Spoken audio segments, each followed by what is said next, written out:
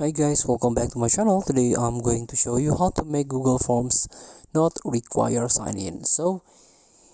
In case you want to create your Google Forms, but you need to sign in, but you don't want to sign in because maybe you want to create the Google Forms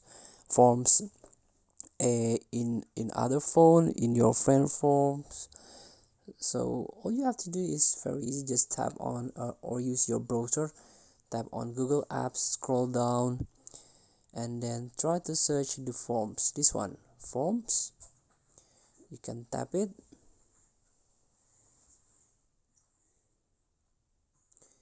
and then go to the settings.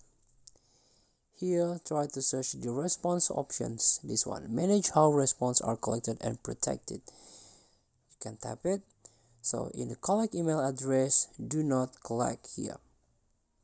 Scroll down and limit to responses. You can turn this off, and then question defaults here, turn off, and form defaults do not collect here. After that, you can send, tap the send button here, and then copy the links here. You can copy to the clipboard and then open again Google app in incognito, for example, and tap link, and this is the Google form.